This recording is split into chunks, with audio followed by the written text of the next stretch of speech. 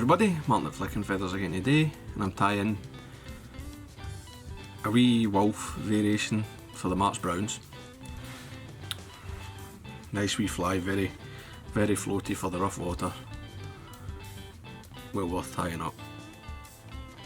As always, we'll stick a materials list in the description, along with a link to the Patreon page for anybody who wants to support the channel, get access to the members only content, and be eligible for the giveaways. So this hook's a size 14 TMCO 100, right? Now, some people might think a 14's too small for a March Brown, but these are quite a large 14, right? The shank length, if I just show you, the shank length of these, you're coming in at 10-11mm, right? Which is about the size of the body length of a March Brown. I think it's far better to judge your insects by the insect measurement rather than a hook size, because well, different manufacturers' hooks are different sizes, you know. So I've run my thread, which is just brown uni 8/0, halfway down the shank and back up to the quarter point. I'm going to take a bunch of deer hair. This is short fine deer hair. It's got quite a light tip. You could use roe as well. That's quite nice. A decent bunch. Got to grip it tightly and clean out all the rubbish.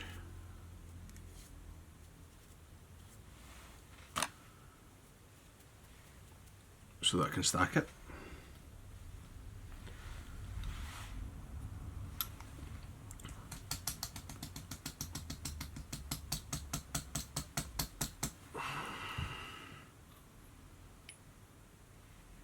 That looks not bad.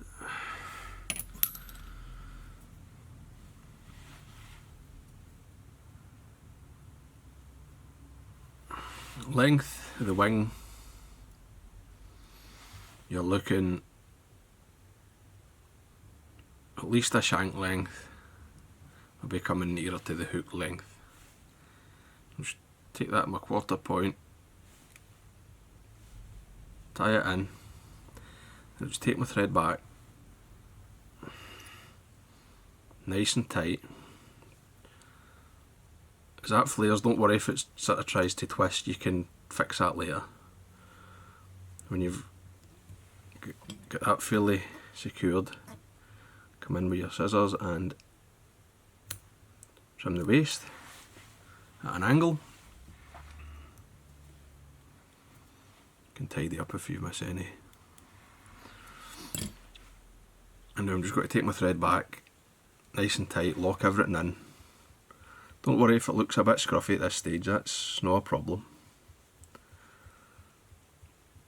Get everything nice and secure, then we can come and deal with these hairs at the front.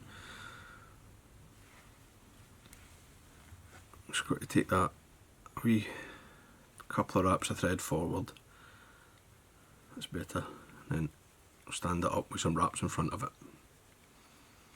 Right, build a long cone of thread so that it doesn't try to slip in itself. If you try to just build them all in really tight, sometimes the thread will slide back. I'm going to split these hairs into two evenly sized bunches, but before I do that, I've got a broken hair to remove there.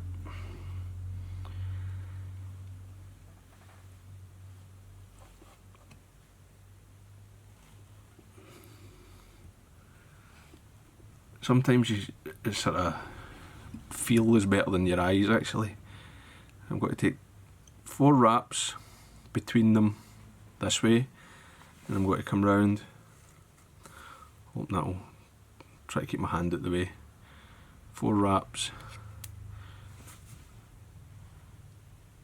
that way. Right, so I've made an X. Then if I turn the vise slightly so you can maybe see better, I'll repeat it.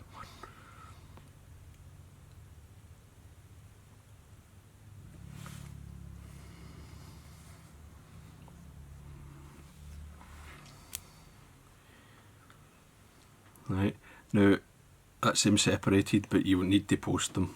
So I'll do my side first, and I'm going to come up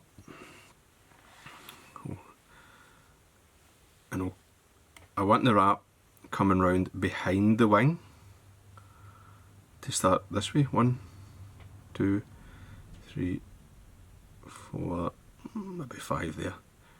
Right, it will usually be about 4 or 5 wraps you need, and I'll come back down. And I'm not putting a lot of pressure. It's just, these are just gathering wraps. If you put too much pressure on, you'll flare the wing. And before I come to the second wing, I'm going to take a couple of wraps of thread onto the hook. We'll come round so that this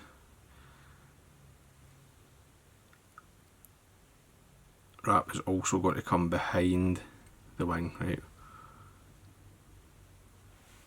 I'm just turning it so you can see, hopefully better. 1. Now I took 5 wraps up my wing, so I'm taking 5 wraps up yours.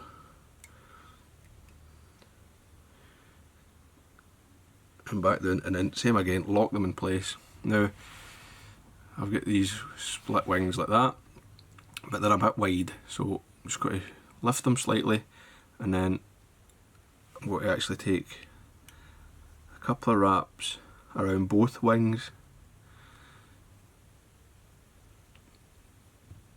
just to sort of hold them up slightly. And now I'm just going to come in,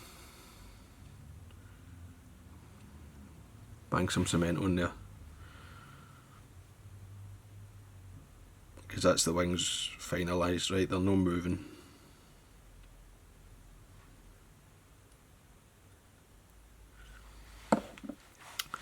Tail, same deer hair, same short fine hair, and just a small amount.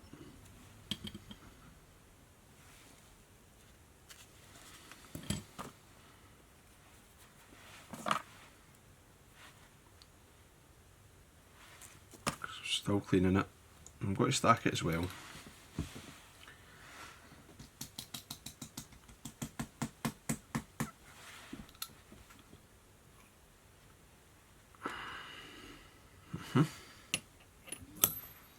The tail length,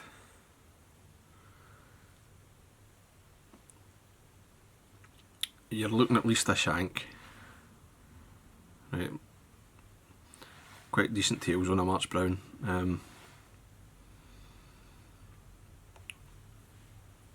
You know, at least the body length, sometimes a bit more, so a shank to a hook is probably fine.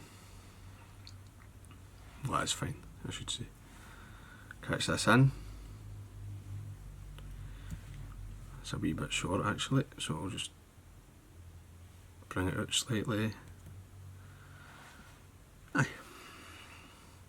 Now bring this up.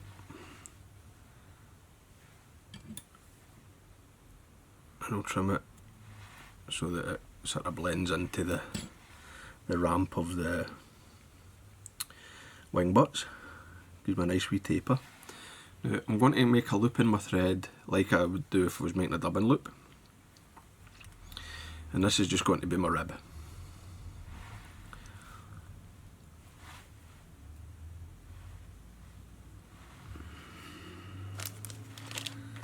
I feel that a single strand is a wee bit light on this size, so the doubled it up there with the loop, that's all. Now my body, I'm using Hare's Ear Plus and Natural.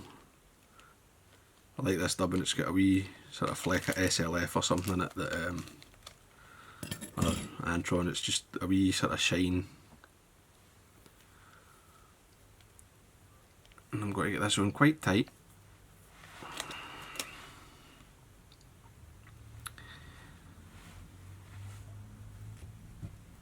And actually, once I get it on, I'm going to tighten it even more once the dubbing's anchored.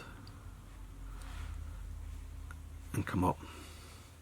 Now a lot of March Brown patterns are browner than this dubbing, but I don't know, the insects I've always seen are they're a sort of greyish brown, so that's why I go for this. Anyway, bring up the dub and bring up the rib, and I'm quite close in my wraps here. You know, more than you would maybe normally put on. And when I get to the front, I'm going to take a couple here just to lock it, and then I'll fold that back and tie over it. Trim away. And even, I mean, don't really need to, but you can trim that a wee bit if you feel the need. Hackle, I just use a Grizzle.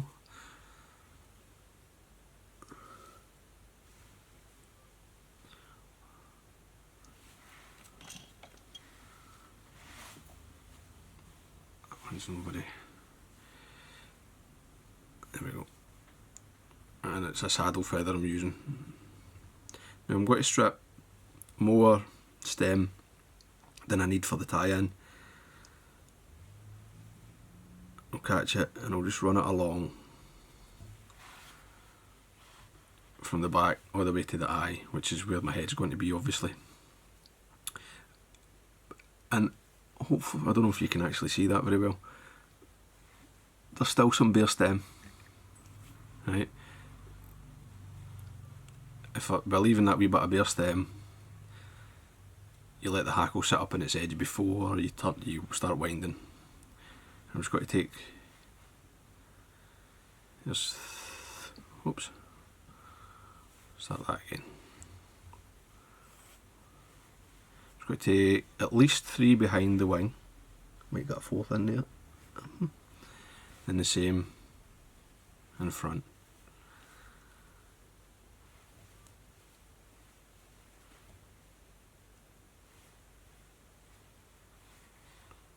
You get the thread, come up, try not to trap any hackle.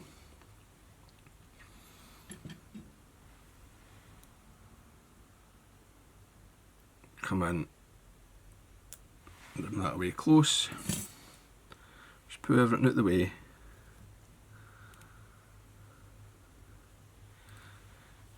Nearly finish the head and then I'll whip finish just to, and I'm just going to use the turns of the whip finish to complete the shaping of the head.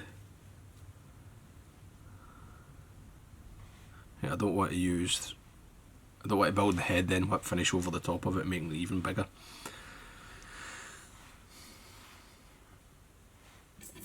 So there you go, nice and simple. The wings can be a wee bit tricky when you first start tying them, but a bit of practice and it's not that hard really.